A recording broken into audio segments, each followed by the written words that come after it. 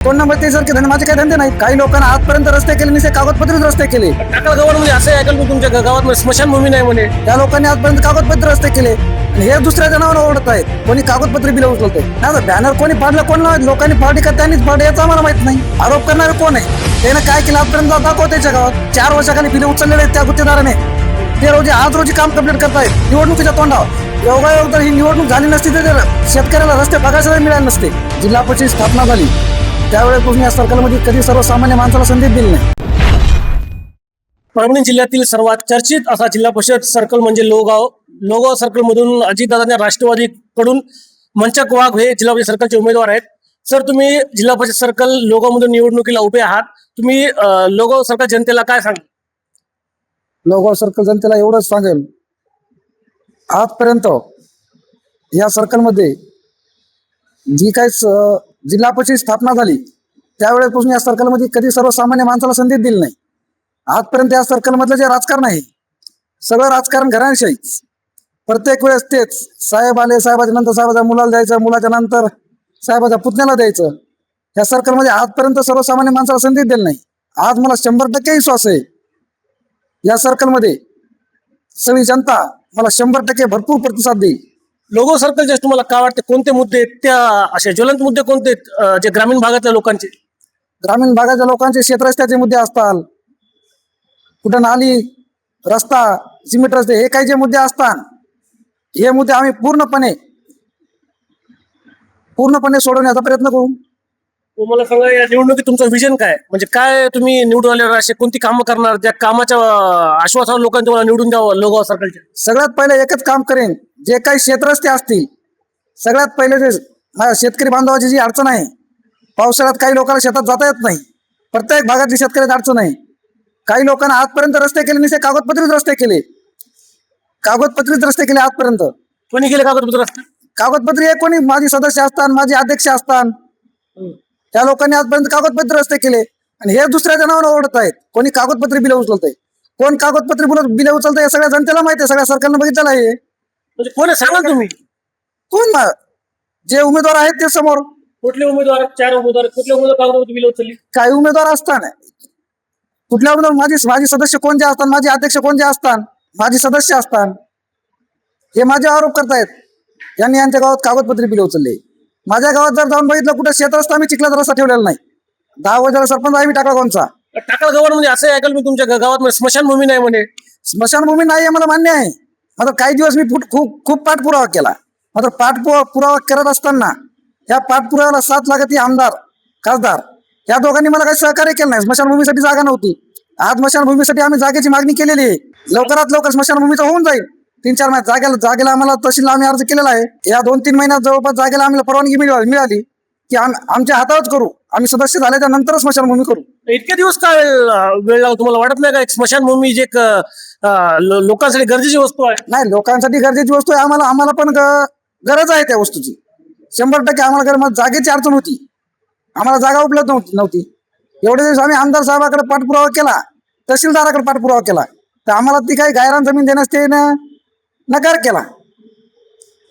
आज रोजी आम्ही डबल पाठपुरावा, राजेदादा आमदार झाल्यानंतर आज रोजी डबल पाठपुरावा केला, तर आमच्या लवकरात लवकर गायरान जमीनमध्ये आम्हाला स्मशानभूमीसाठी जागा मिळेल. जागा मिळाल्याच्या नंतर सर्वप्रथम आम्ही गावात स्मशानभूमीचं बांधकाम करू. तुमच्या गावात पाणीपुरवठा योजनाही बंद आहे म्हणे. पाणीपुरवठा योजना बंद आहे. पाणीपुरवठा योजना पहिली बंद होती, आता आज योजना चालू आहे.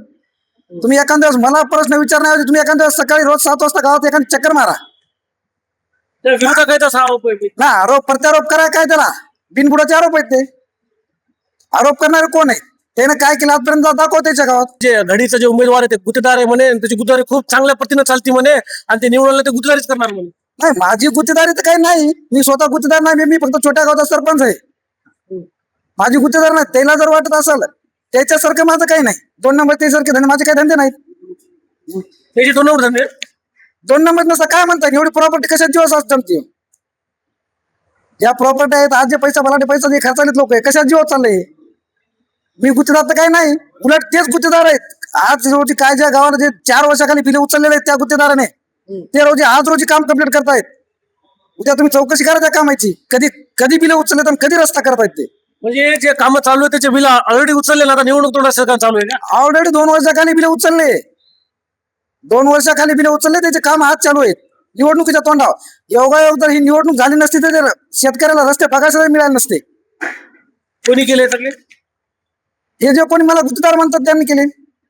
हे जे कोणी मला म्हणाल गुत्तेदार आहेत त्यानेच आज कुठले बिल चालू आहेत, कुठले मस्टर चालू आहेत, त्याने त्याचा विचार करावा. आज मला सांगण्याची गुत्तेदारीची गरज नाही. मी तर स्वतः सरपंच, मी आपल्या माझ्या गावचे करणारच.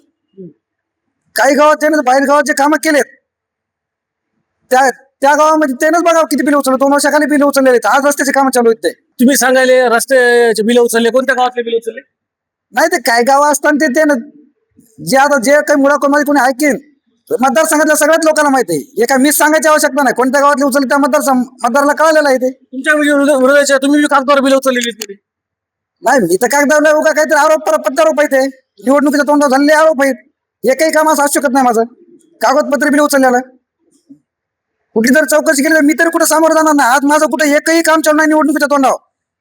ज्या ज्या लोकांनी माझे आरोप केले, ज्या उमेदवारांनी माझे आरोप केले, त्याचे आज रस्त्याचे काम आज चालू आहेत. मी जर कागदपत्री बिल उचलले असते मी आज निवडणुकीच्या तोंडावर मी ते काम केलं असतं. बरोबर. मला हे सांगा, लोगाव सर्कल मध्ये सगळ्याच पक्षाचे उमेदवार आहेत. अजितदादाचे राष्ट्रवादीकडून तुम्ही उभे आहात, काँग्रेसकडून उमेदवार आहे, भाजपकडून उमेदवार आहे, अजून शिंदे सेनाकडून उमेदवार आहेत, कमी रमीला अपक्ष उमेदवार मागच्या परवा विशाल बुधवंत हे उमेदवार आहे. काय वाटते कशी फाईट लोकांमध्ये? नाही, लोगाव मधली फाईट बघितली तर एकंदरीत काय नाही, माझ्यासाठी वातावरण खूप चांगलं आहे. सर्वसामान्य जी जनता आहे ती जनता संपूर्ण माझ्यासोबत आहे. हे 4-5 उमेदवार जरी असतील तर सर्वसामान्य माणूस म्हणून लोकांनी माझाच विचार करणार आहेत. पक्ष उमेदवार विशाल बुधवंत बॅनर फाडला म्हणे, तिथलं कोणी विरोधक आहे नाही. नाही, बॅनर कोणी फाडलं कोणाला माहित, लोकांनी फाडली का त्यांनीच फाडली याचं आम्हाला माहित नाही. म्हणजे लोकांनी काय म्हणू शकतो एखाद्या रात्री बॅनर कोणी फाडा? काय तिथं सीसीटीव्ही आहेत का? विरोधकांना तुम्ही जे म्हणालेत ते जे उमेदवार म्हणत असताना विरोधकांनी बॅनर फाडा, त्या तिथं एखादी सीसीटीव्ही आहे का चेकअप करण्यासाठी बघण्यासाठी? कोणी फाडे हे माहितीच नाही ना. कोणत्या उमेदवाराने फाडे? त्याने ते स्वतःचे फाडे का दुसऱ्या उमेदवाराने फाडे हे काय माहिती नाही. दुसऱ्या उमेदवाराला कोणा फाडे का त्यानेच फाडे हेच कोणालाच माहित नाही ना. रात्री फाडेले बॅनर येते ते स्वतः फाडू शकतात का? काय सांगा एखाद्या वेळेस काय सांगता येत नसते. बरं, मला हे सांगा, त्या लोगाव सर्कल मध्ये जर आपण पाहिलं तर पैशाचा महापूर येणार आहे. लोकांचं म्हणणं आहे म्हणजे सगळे धंदा आणि पैशावाले उमेदवार आहेत. तर काय वाटतं, तुम्ही त्या पैशाच्या महापुरासमोर टिकणार का? किती जरी पैशाचा महापूर आला तर सर्वसामान्य जनता माझ्यासोबत आहे. ही निवडणूक जनशक्ती विरुद्ध धनशक्ती आहे. आता धनशक्ती अजिबात इथं चालणार नाही. धनशक्ती कशाची आहे? ह्या उमेदवारापाशी सर्कल मधलेच पैसे पहिले कामं केलेली. उमेदवार जरी असताना, मोठे उमेदवार जरी असताना सर्कलमध्ये किती जरी पैसे वाटप केले तरी आज सर्वसामान्य जनता माझ्यासोबत आहे. त्याच्यानं ह्या निवडणुकीमध्ये 100% आमचाच विजय होणार आहे. मी मतदारसंघात फिरायलो, मी चर्चा करत, लोकांचं असं म्हणणं आहे की मंचक वाघ विरुद्ध हे, मंचक वाघ विरुद्ध ते, मंचक वाघ विरुद्ध हे, सगळे उमेदवारांची मंचक वाघ सोबत फाईट आहे. मंचक वाघ नेमकं आहेत कोण? मंचक वाघच्या अशी मागं कोणती ताकद आहे? म्हणजे मंचक वाघच्या सोबत लोकांची का फाईट आहे? 100% जे उमेदवार जे म्हणत असताना लोक जे म्हणतात ती 100% गोष्ट खरी. उमेदवाराची सगळ्यात माझ्यासोबत फाईट आहे. आज कोणत्या जरी उमेदवाराला विचारलं तुम्ही तर प्रत्येक उमेदवार म्हणतोय मंचक वाघ सोबत आमची फाईट आहे. 100% साहजिक आहे ते म्हणणं. काही काही गावापुरती फाईट आहे. सर्कलमध्ये फक्त माझी एकट्याची फाईट आहे. काही गावाला माझी फाईट ह्या उमेदवारासोबत असेल, काय दुसऱ्या गावात उमेदवार त्या उमेदवारासोबत फाईट असेल. आता फाईट मध्ये प्रत्येक गावात प्रत्येक उमेदवारासोबत मीच आहे. प्रत्येक उमेदवार प्रत्येक गावात नाही. पक्षाचा नेता माझ्यासोबत नाही येणं म्हणजे कारण अजितदादाचे दुःखद निधन झालेलं आहे. त्यांच्यामुळे माझ्यासोबत आमदार राजेशदादा विटेकर हे सध्या काही प्रचाराला बाहेर पडेल नाहीत.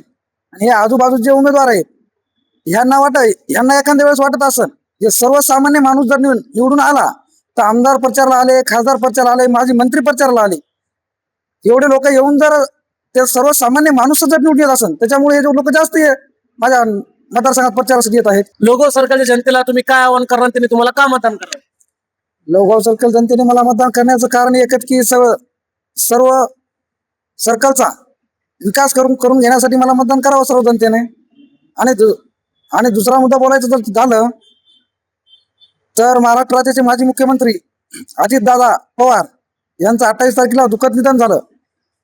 त्यांना भावपूर्ण श्रद्धांजली म्हणून सगळी जनतेने मला एक मतदान करा एवढं माझं आव्हान आहे.